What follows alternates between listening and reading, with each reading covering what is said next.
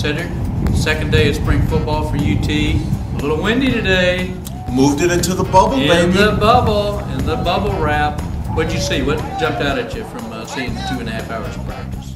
The pro people, there are some people saying that Colt McCoy doesn't have strong enough arm. What I saw today, Colt McCoy can throw the football in the NFL. He's got some zip and he's accurate. Yeah, he is a very tight spiral. He locks in and boy, he unloads, steps into every pass. And he's deadly accurate. The ball gets there, and the receivers, all they have to do is put their hands up and the ball is there. He's a very accurate quarterback. Yeah, should have won the Heisman. Shut up. Sherrod Harris is the backup quarterback for the Texas Longhorns. Probably not going to see him much. So what would you do in spring practice if you're Sherrod Harris, knowing Colt McCoy is going to be the guy? Well, I would take advantage of every single practice, every single throw, and try to impress these coaches and Greg Davis and Mack Brown that I am the guy. It's not going to be Garrett Gilbert, who's going to come in as a young 17-year-old freshman. And, as bad as Texas' schedule is, there's going to be a lot of mop-up duty. So there's a chance for a backup quarterback, and who knows, maybe Garrett Gilbert won't be number 2, but I bet he is.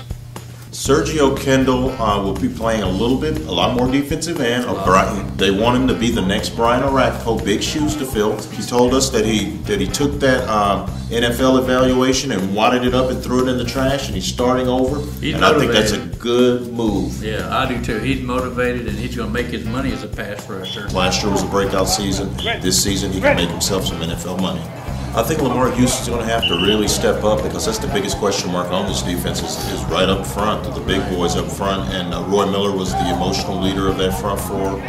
Lamar Houston, very similar personality. More importantly, he's going to have to get it done on the field. DJ Grant, experimenting with him as tight end. He's also a great wide receiver.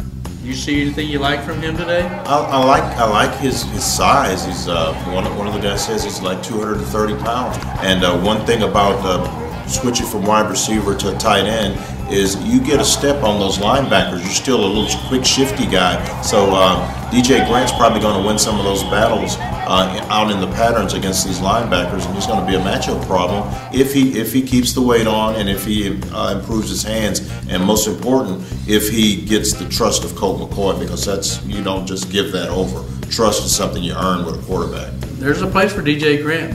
It looks like he's making the most of it.